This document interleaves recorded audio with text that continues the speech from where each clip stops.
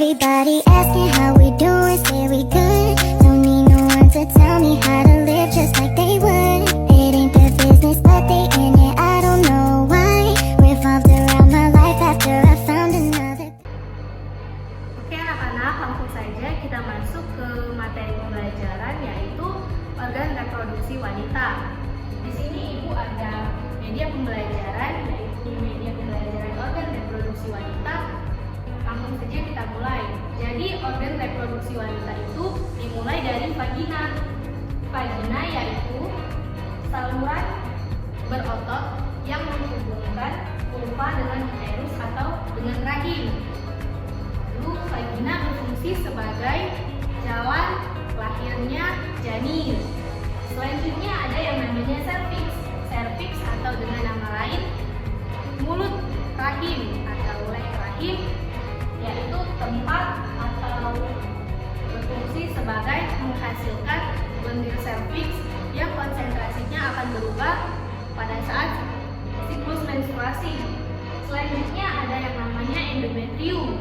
Endometrium atau biasa disebut dengan dinding rahim, yaitu lapisan dalam rahim yang meluruh pada saat terjadinya proses menstruasi. Selanjutnya uterus. Uterus atau dengan nama lain yang biasa kita sebut dengan rahim, yaitu organ berongga yang berfungsi sebagai tempat menghasilkan atau tempat berkembangnya janin selama masa kehamilan. Selanjutnya ada tuba falopi. Di sini tuba falopi yaitu dua saluran yang menghubungkan rahim dengan ovarium.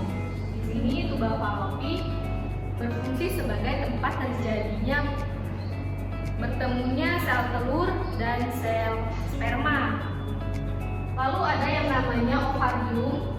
Ovarium atau dua organ kecil yang menghasilkan ovum atau sel telur. Nah, jadi ovarium ini ada dua ya. Oke, langsung saja kita masuk ke materi yang kedua atau yang selanjutnya,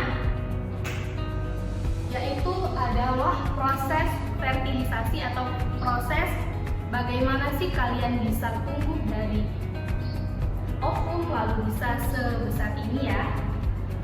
Jadi ini ada ovum. Ovum bergerak menuju keluar dari ovarium menuju ke tuba falopi. Pada saat ovum berada di tuba falopi, artinya ovum siap dibuahi.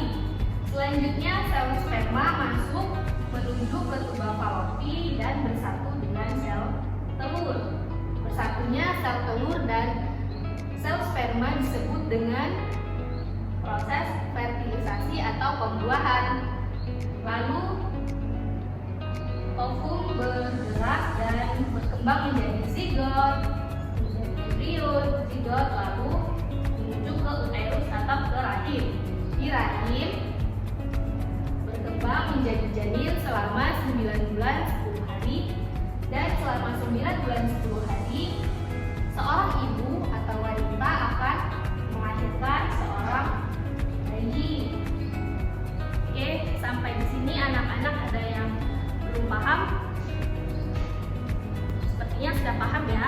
Lanjut kita masuk ke proses yang namanya proses menstruasi, seperti yang anak-anak perempuan sudah alami sekarang ya. Jadi ini prosesnya. Pertama, sel telur bergerak menuju ke tuba falopi. Pada saat di tuba falopi, namun tidak ada sel sperma yang masuk, maka ovum atau sel telur akan bergerak menuju ke endometrium atau ke dinding rahim. Di sini, dinding rahim dan ovum atau sel telur akan meluruh bersamaan. Lalu proses meluruhnya sel telur dan dinding rahim disebut dengan proses menstruasi. Jadi itulah yang anak-anak alami pada saat menstruasi ya. Oke.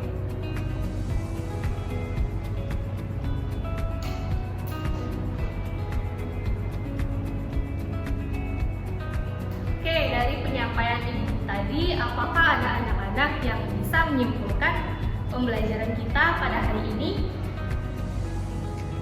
Oke, silakan.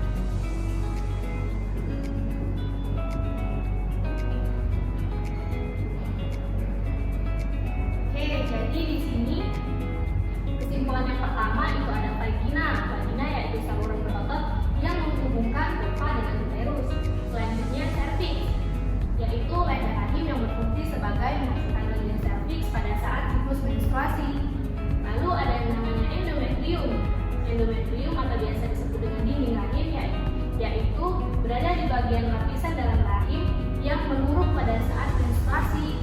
Dan ada uterus atau organ berongga yang biasa disebut dengan rahim, tempat berkembangnya janin selama masa kehamilan. Lalu ada tuba fallopi, yaitu dua saluran yang menghubungkan uterus dengan ovarium. Di sini tuba fallopi berfungsi sebagai tempat terjadinya pembuahan.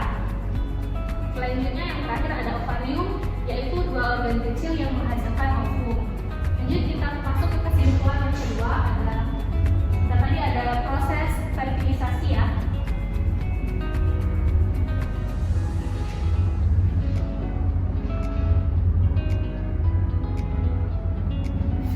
Ibu singkirkan dulu ya ini.